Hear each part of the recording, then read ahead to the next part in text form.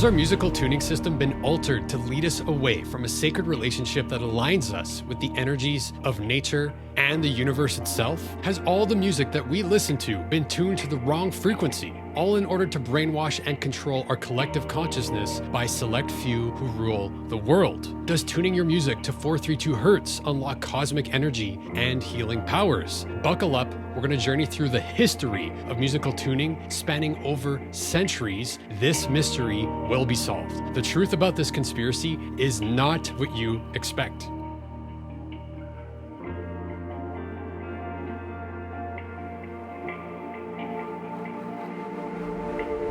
So, why do some people believe that 432 Hz is the key to unlocking the secrets of the universe? Divine, mystical, magical even. Is there truth to this? A quick search online, 432 Hz, will open the floodgates of conspiracy videos. They sound just like this. 432 Hz to 440 Hz was ordered by a Nazi propaganda chief, Joseph Goebbels.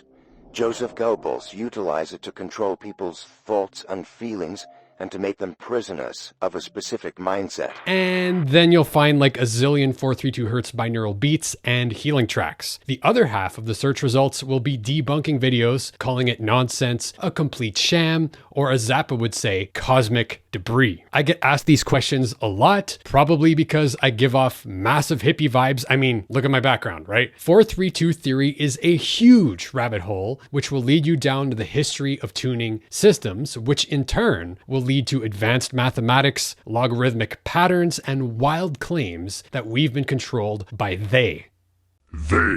Could it be that we've been fooled into listening to music wrong? All the conflict, pain, turmoil, depression, and anxiety that we feel is because we've been kept from the sacred relationship to music? Let's explore everything you need to know about the whole 432 story and why it's important to help you make better music and live a life that's most aligned with the universe. The claim is that 432 tuning of A equals 432 Hz, we'll get more into what that means later, is better tuned to the vibrations of nature itself. It's a divine frequency. Some say that our current tuning standard was created by Nazi propaganda minister Joseph Goebbels. Crazy, right? Many people, including myself, are curious about the mystical aspects of music, which are undeniable. Music has immense power. It affects our bodies, emotions, thoughts, souls, and shapes culture. And of course, it's used in countless spiritual practices. I love ideas that point towards the interconnectedness of the universe, but I also don't buy into total woo-woo or BS. A lot of other YouTube giants have covered this topic, such as Rick Beato, Adam Neely, Samurai Guitarist, who are all incredible. Definitely check them out. But I'm going to approach this from a different angle. Whether you're a skeptic or incline yourself towards these mystical ideas around music, in this video, we're going to explore the science and myths behind this debate to get to the truth. The mysterious world of 432 Hz. All right, so people claim that our standardized tuning of A equals 440 Hz is wrong and that A equals 432 Hz is more aligned with the universe. It's more harmonious with nature and mathematics, therefore making it better for health and spiritual reasons. But what does this even mean? Let's start with the fact that we are all living energy or vibrational beings. This is scientifically undisputed. Atomic and subatomic particles are always moving within and all around us. All things in the universe are constantly in motion, vibrating. It's also a known fact that everything is 99.99999% empty space, all the way down to the atom. The ancient Hermetic principle, the law of vibration, states the same, that nothing rests, everything moves, everything vibrates. How exactly did our ancestors know this? We'll leave that mystery for another time. So I get it. Knowing this makes sense that we want to empower ourselves and align ourselves with this universal living energy.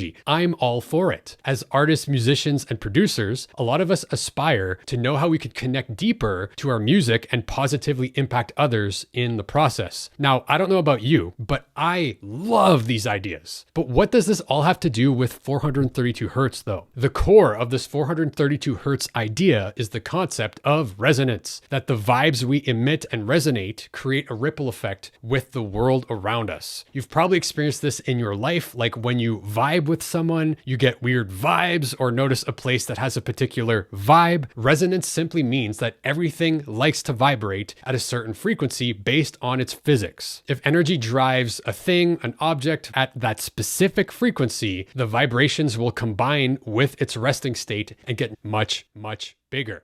You could see this as standing waves. Take the example of an opera singer shattering a glass. When she sustains a note with a lot of power, if it so happens to be the same standing wave frequency of the glass will start to resonate. Held long enough, the glass could shatter. It's the same idea when a bridge gets destroyed by the energy of the wind. The frequency of the air being pushed on the bridge is matching the natural vibrations of the bridge. It's the same premise behind Royal Rife's theories of targeting specific diseases with frequencies tuned to their vibration. This is the same idea in Chinese medicine that sees the human body as both mechanical and energetic, kind of like a battery. Each organ has its own microbiome with its own flora and bacteria that hence create a vibration of energy specific to that organ. Then our fascia and cartilage acts like insulators between yin organs and yang organs. And this goes on into our energetic centers like chakras or our meridians. It's all around this idea of resonance. Maybe they're called organs for a reason. If we take a look at Chladni's patterns, in 1787, Ernst Chladni found that if he would scatter sand on a square plate and vibrate it, then certain notes would give rise to different patterns on the plate. This was developed further by Hans Jenny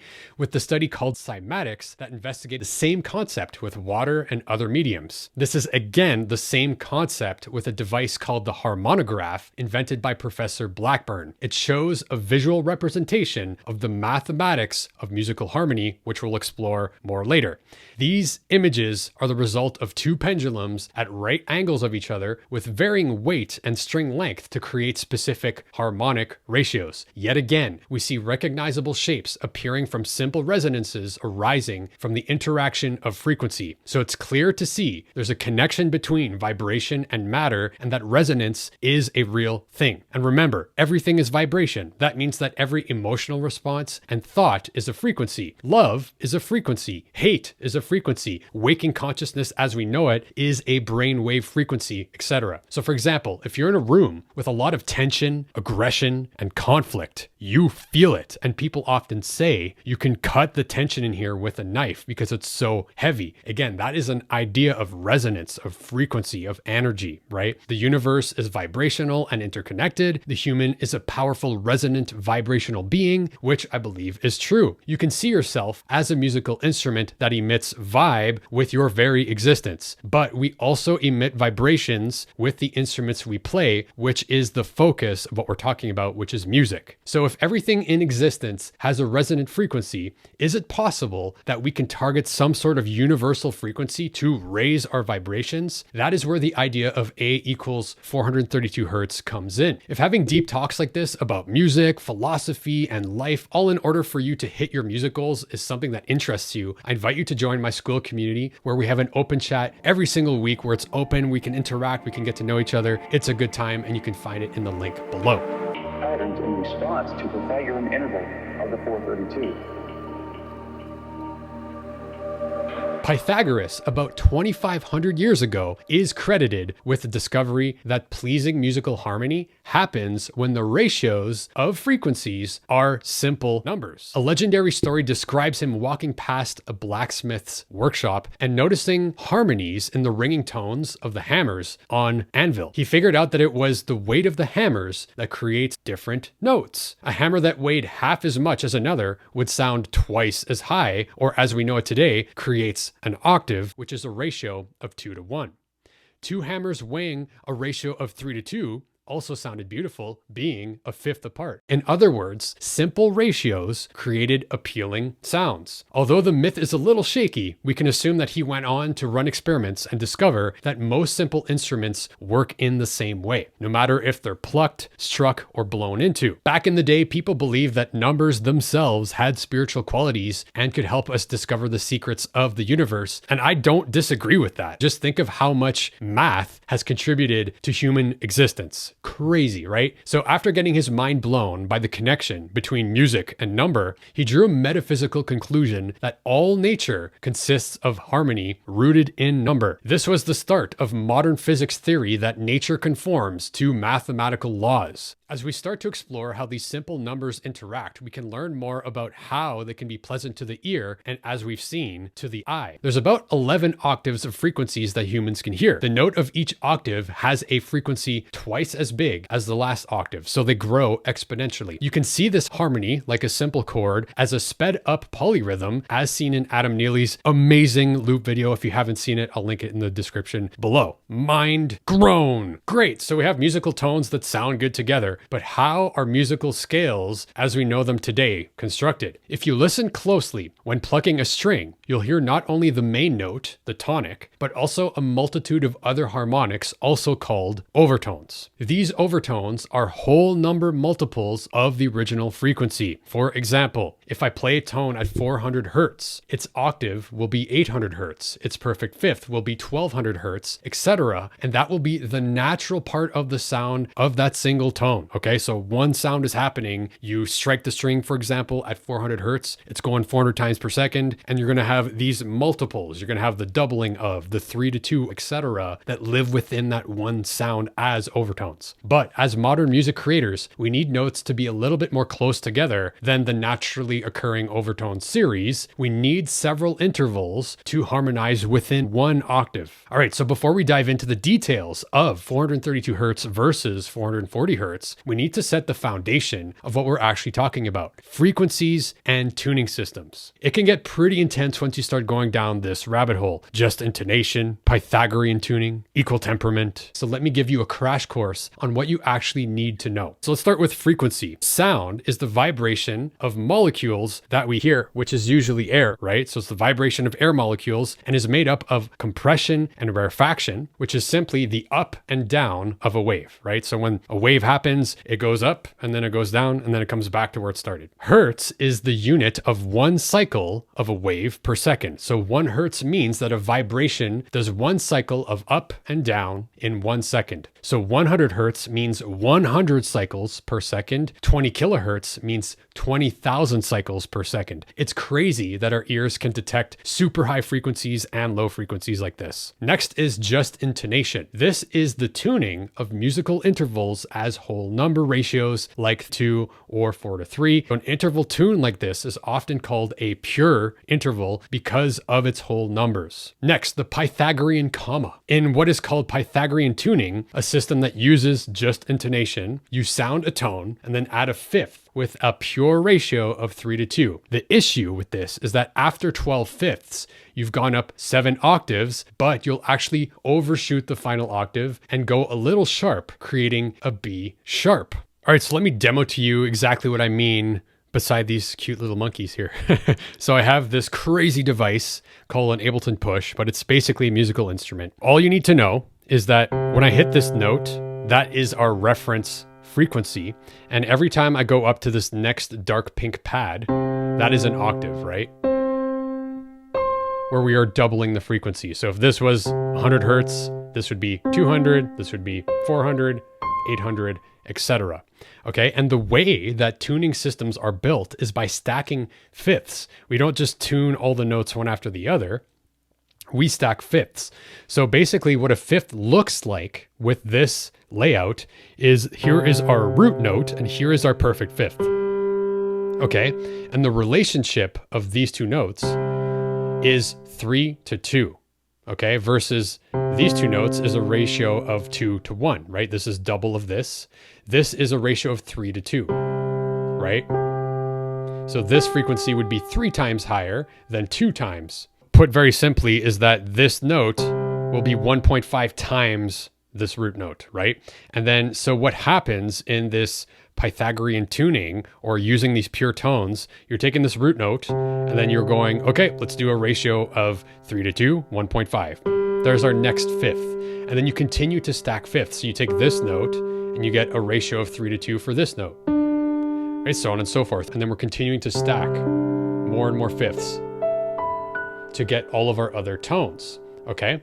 So the problem with this is as we continue to span more and more octaves and we get to 6 octaves, 7 octaves, that by the time we get that far away, that the relationship of these octaves actually doesn't line up as being exact multiples of each other, right? We go a little bit sharp, meaning that we overshoot. So later on, that these two notes won't be exact multiples of each other. This one will be a little bit too high.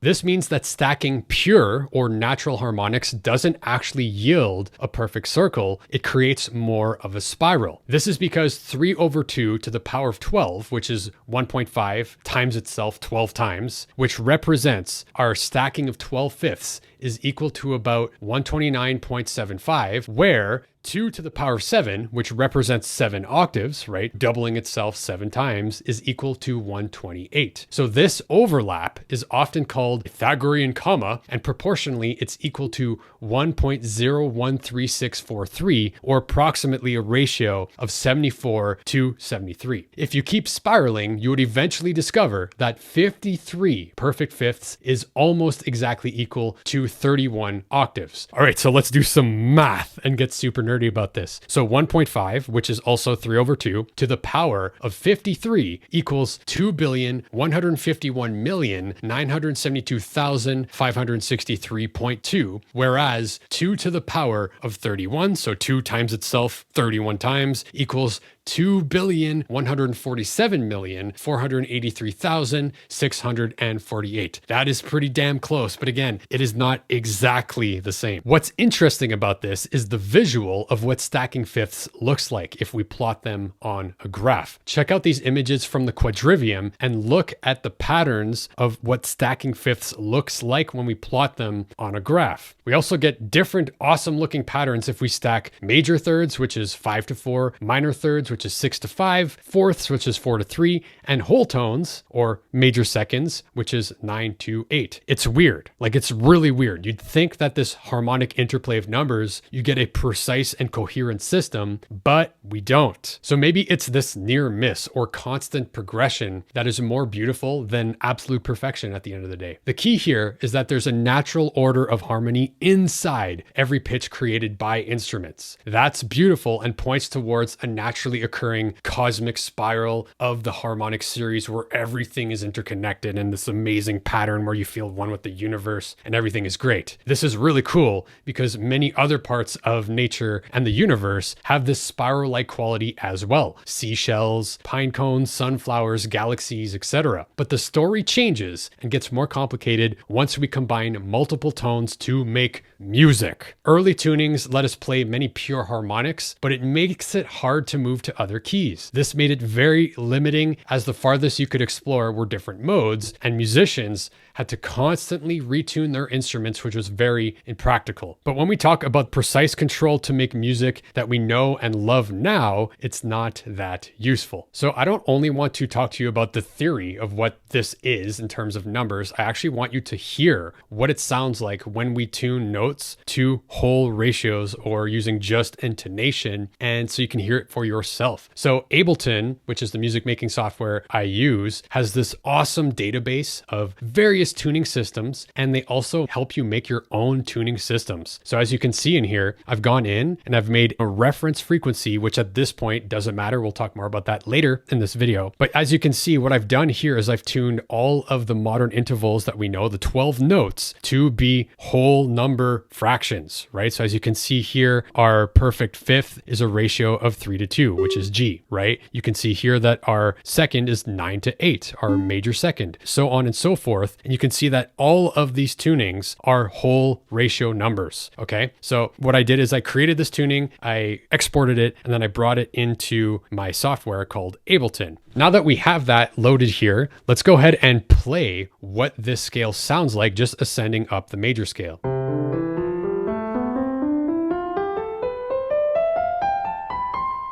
Right? I'll play it again. It has a different vibe than what you might be used to hearing.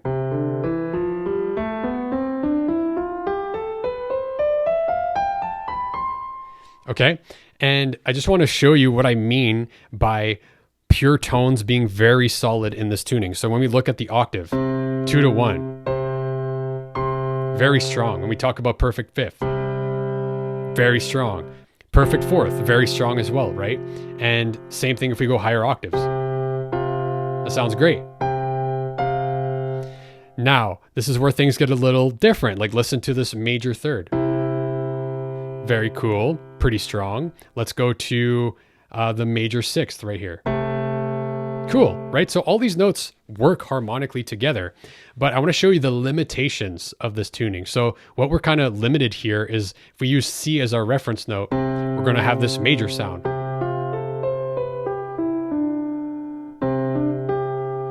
Very happy, uplifting. If we look at D being our reference note, so get that in your brain, right? And we use that as our root note, we get a different mode of the same scale. In this case, it's Dorian.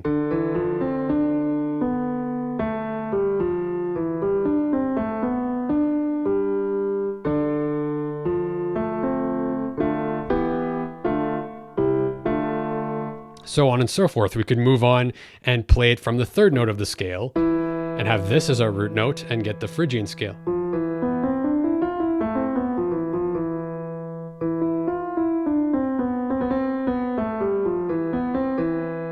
Right? And all of these scales work. So, but that was the limitation of what you could explore with this, right? You could go to Lydian here.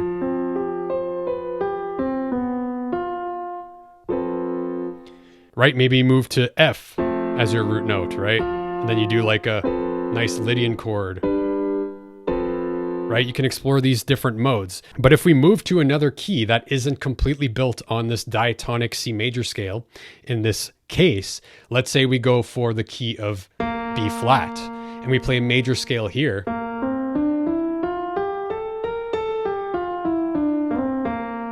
Right? To me, that's starting to sound a little off. If I play a major 7 chord, yikes! I don't know about that one. Let's try the key of E flat major.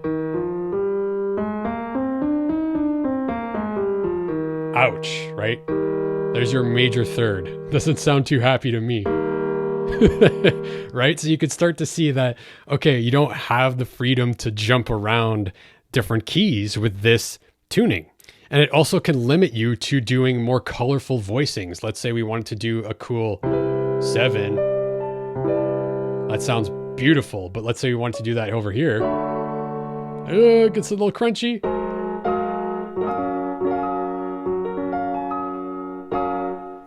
Right, so basically you can think of it this way. With this tuning, if everything's tuned to the white keys, which these lit up pads are equal to the white keys on a keyboard, and you play these big voicings, that's a beautiful chord, right? But as soon as we take this chord and we move it here, now we're kind of getting out of tune. And then over here, right? Like, oh, it starts to get dissonant. And if I play a progression that is chromatic and starts borrowing chords and moving outside of a key, you can start to hear where the limitations of this type of tuning come in, right? So let's say I play something like this.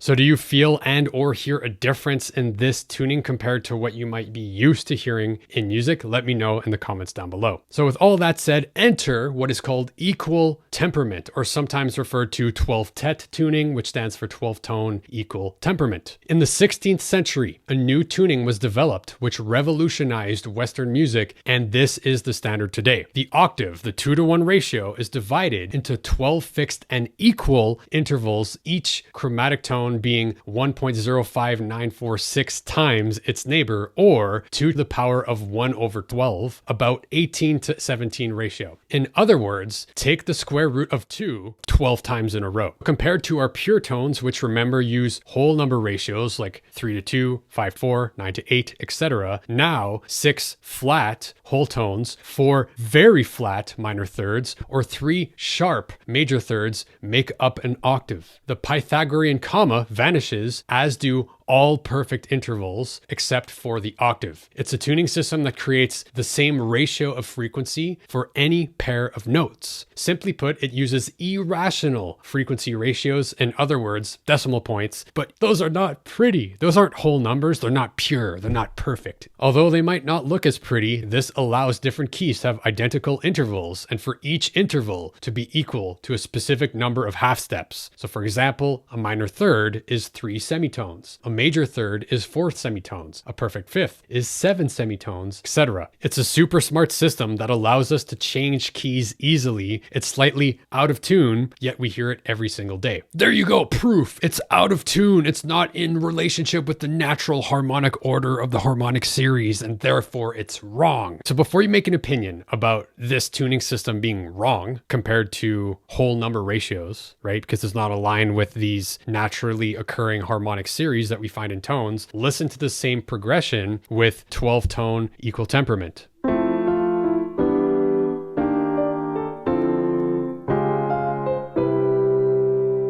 And then just with the magic of one click in Ableton, I'll play that same progression, but with these pure or just intervals.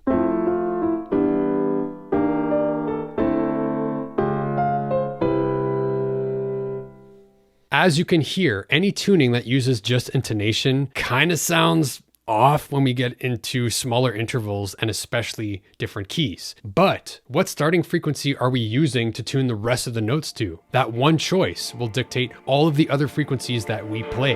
How does 432 hertz allegedly affect people? Nazis changed the tuning system to control your mind. Did it serve a deeper agenda? Who benefits from keeping music tuned to 440 hertz? And why do others seek to return it to 432 hertz? Is this just a conspiracy or something deeper?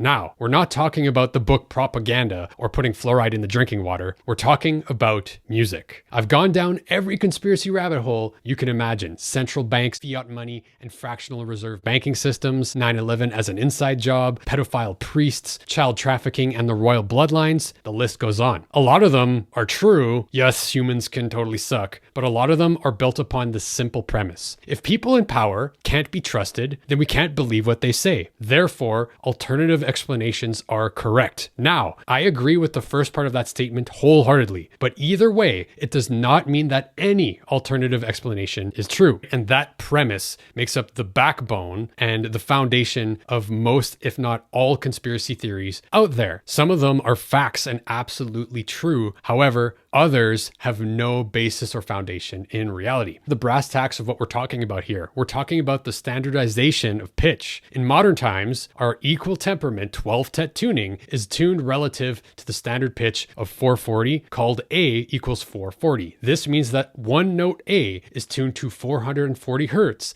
and everything else is tuned relative to that. So why A equals 440 hertz? How did that happen? Why not 441 hertz or 439 hertz or even 432 hertz? In Johann Sebastian Bach's day, there was no standard way to tune instruments. The same piece could sound different depending where and when it was performed. Organs in different churches of the same city could be tuned in totally different ways. In the 19th century, the age of pitch inflation started. Orchestras would continue to tune higher and higher. Think of it like an old school loudness wars.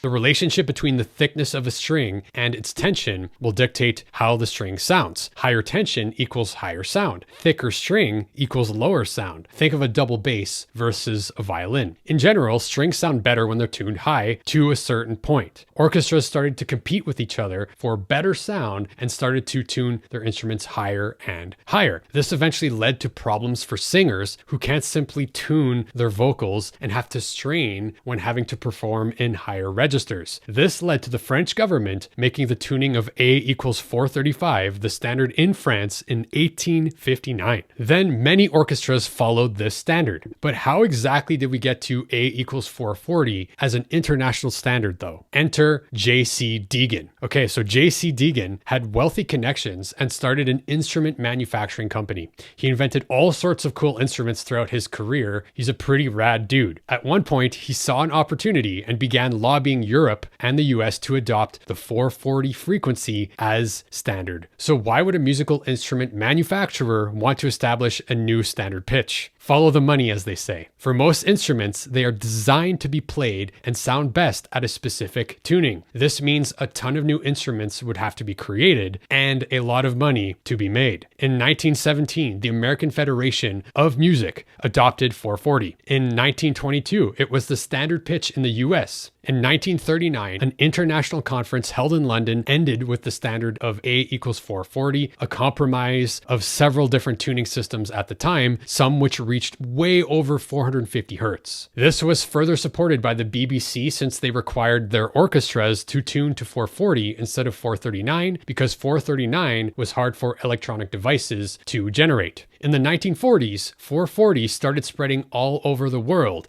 In 1953, the International Order of Standardization established it as the international standard. A lot of people claim that 440 was introduced as part of a bigger conspiracy, akin to government propaganda and mind control like MK Ultra and your TV. It's more likely the case that it was simply a way for a businessman to make more money and we had to pick a number, right? But even if this wasn't a conspiracy, could it be that we simply chose the wrong number? What if 432 hertz actually is what makes most sense and we just weren't aware of it? The number 432 that occurs in all kinds of relationships.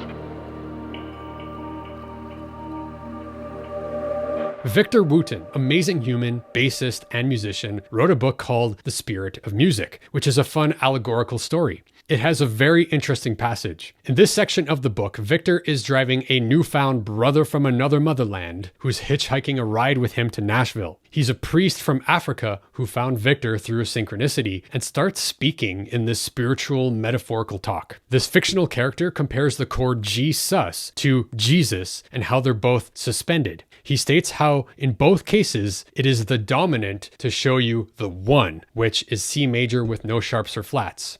You could make a suspended chord by raising the third. Jesus was indeed raised on the third day in biblical mythology. He goes on to state that all music comes from religion. The Bible always speaks of musicians, singers, instruments, angels blow horns at the end of time. It was written in verses, etc. Later in the book, he mentions 432 tuning. When you tune the note A equals 432 hertz, everything becomes clearer. At 432 hertz, C in the second octave becomes equal to 512 hertz. Religion always hides things. He continues to say, read your book and use the numbers in the Old Testament 2 Chronicles 5:12. He proceeds to say how that verse in particular talks about how musical instruments are the key to unlock the Ark of the Covenant. He continues to say in the book, many years ago, the church would say a diminished chord is bad. Priests would say the chord had the demon in it. Maybe demon meant to demonstrate and devil meant to de-veil. I do know that 6 by 6 by 6 equals to 16. That's half of 432.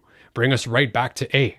Maybe someone does not want you to know that. Victor continued in the book. I didn't quite know what to think. It was strange information, but I liked it. Plus, there were way too many coincidences not to consider it. Now, this is exactly the attitude that I had when I first heard this type of information. Spiritual genius or madman? Who knows? I've had experiences where I've heard other people and myself speak immense wisdom seemingly coming from somewhere else, like a spirit. Sometimes abstract metaphorical connections reveal huge insights from within. I've also seen folks spew complete nonsense being high on their own supply. So, which is true? How do you evaluate this type of stuff? So now it's time to enter the rabbit hole. So let's talk about scientific pitch, philosophical pitch, sauveur pitch, Verdi tuning, etc. These are all variations based on the same principle of making C equal to 256 hertz and or making A equals to 432 hertz for various reasons. I'll be referencing this awesome article from roelsworld.eu. If you want the full historical timeline of C equals 256 and A equals 432, give it a read. So C equals 256 is when middle C is based on 256 hertz instead of about 261.63. In this case, the octave of C will remain whole numbers, which gives A a value of about 30.50 434 hertz. In A equals 432, it's the same concept, but tuning the note A to 432 instead of 440, which gives you different frequencies, where C is about equal to 256.87 hertz. So let's investigate some, and there's a lot of them, of the claims made by the 432 community. Number one, mathematical and sacred geometry. Some assert that 432 hertz is mathematically consistent with the universe's natural order, aligning with sacred geometry, the golden ratio phi, and other numerical patterns found in nature. They believe this tuning has a more symmetrical and harmonic relationship with the mathematical structure of the cosmos. The number 186,624 is 432 squared and is the frequency of the speed of light in miles per second within hundredths of a decimal. Very close. Saturn's orbital precession of the zodiac in Saturn years is 432 times 2, which equals 864. The approximate diameter of the sun is 864 miles, which is again 432 times 2, which is 864. The approximate diameter of the moon is 2,160 miles, which is 432 divided by 2 equals 216. The list goes on. The syllables of the Rig Veda, which is an ancient spiritual text. The Mahayana Buddhist temple with 32 Buddha statues. The sun's diameter and moon's diameter, as we've covered. There seems to be a correspondence here, no doubt, but the aspect of unit and similar characteristic has to come into play when we're making comparisons. If you change the units, you have multiple options to play around with numbers. Now, I'm not discounting the universal correspondence with ratios within the micro and macro of the universe. Just check out the book, The Quadrivium, which is one of my favorite books of all time, for an in-depth exploration of that exact topic. But what are we talking about here? Miles per second, meters per second, kilometers per hour, miles per hour, etc., or frequency, right? When you really break down the different units that we can look at, here's a bird's eye look at some of the options. We have squared, cubed, inches, feet, yards, meter, kilometers, radius, the power of all of those measurements. Words in the Bible, letters, phrases, pages, verbs, language, the Quran, the Torah, etc. There's definitely something to these numbers for sure. Our ancestors definitely were wise as fuck and had a lot of their temples and pyramids aligned with star systems. Just a glimpse into the genius of the design behind the Great Pyramids will show you this fact. So this is a very cool coincidence. The dimensions of the Great Pyramid correspond to the dimensions of our planet on a scale of 1 to 432,000. So apparently the original height of the Great Pyramid is equal to 481.3949 feet. And if you multiply that number by 432,000, you get 207,962,596.8 feet, which equals 3,938,685 miles. And that exact number is equal to the polar radius of the Earth minus about 11 miles, or with an error of about 0.2%. The base perimeter of the Great Pyramid is equal to 3,023.16 feet. If you take that number and multiply it by 432,000, you get 1,306,005,120 feet, which equals 24,734.94 miles, which is equal to the equilateral circumference of the Earth minus about 70 miles, or with an error of about 0.6%. Note the accurate calculation of these dimensions of the Earth are typically credited to this guy around 300 BC. Also,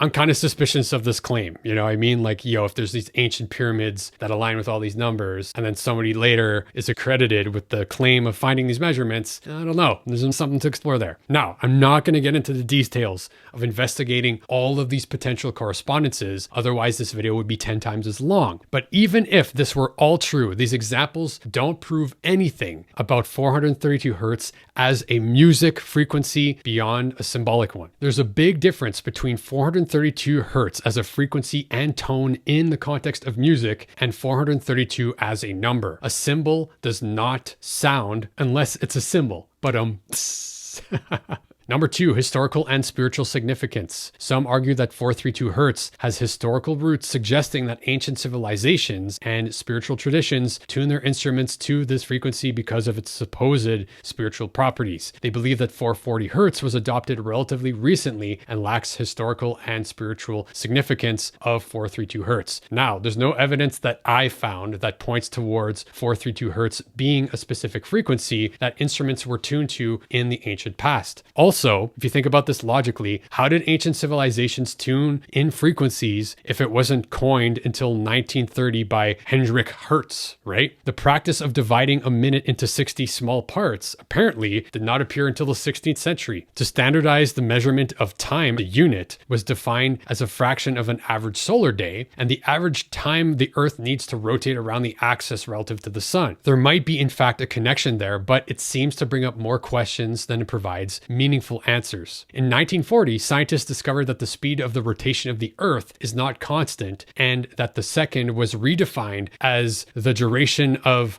periods of radiation corresponding to the transition between hyperfine levels of the ground state of a cesium-133 atom. Holy man, what the heck? So all that to say is that the unit of measurement of time was anything but constant over the ages. So number 3, natural resonance claims that 432 Hz is more in harmony with the natural frequency of the universe. They argue that 432 Hz resonates with the Earth's natural frequency, also known as the Schumann resonance, and is in tune with the vibrations found in nature, making it more organic as a tuning. Now, the Schumann resonance is a measurement of the Earth's frequency, which is pretty cool stuff. Like, it's really awesome that we can measure that, and wow, like that's sick. And this is the same idea that we explored earlier in this video, the idea of resonance. So first of all, the Schumann resonance is 7.83, not 8. A lot of people round this up to 8 for the sake of this argument. Secondly, 440 is also a multiple of 8. So what would be the problem then with 440? It would also resonate with 8 in the same way that 432 would.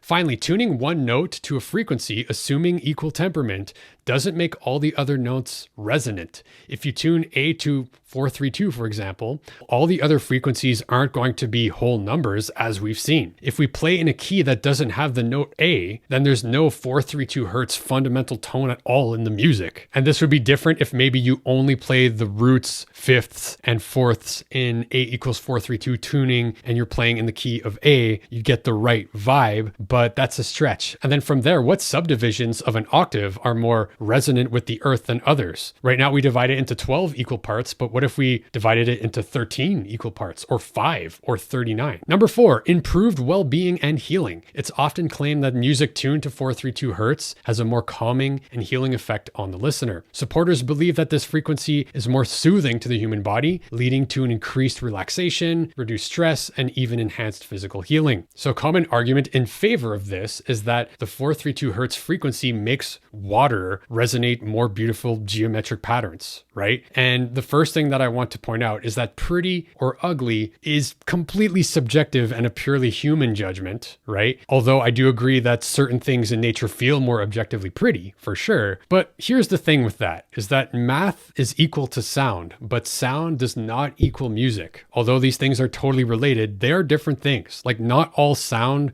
we call music, right? Like, you could just listen to your air conditioning unit outside and that makes sound and noise, but is that music? I don't know if that's the same thing, right? But every single frequency will have some math behind it. So we're kind of comparing apples and oranges here. We're talking about music versus sound and matter. The other thing is that this water image is misleading, because if you change the chamber that the water is sitting in, it will resonate at a different frequency. It all depends on the material and the physics of the substances you're using, right? So if you put this water in a singing bowl versus a bucket versus a pool, or if it's water versus oil versus milk versus some other substance, it's going to change the physics of what you're talking about. And then the resonating frequencies will change depending on the physics of the substance and the container that you're using. However, as a therapeutic application, totally valid. There's a ton of binaural beats and meditations that claim to use 432 Hz. Number 5, better sound quality. There's a belief that music tuned to 432 Hz sounds clearer, more balanced, and richer than music tuned to 440 Hz. Proponents claim that 432 Hz creates a more pleasing and harmonious sound, which listeners intuitively intuitively prefer. This is totally valid, and I'm open to using different tuning systems. In fact, I'd encourage it, especially if you're using something like Ableton, which makes it super easy to explore different tunings and different subdivisions and different intervals, etc. But again, this is 100% subjective as to what sounds better.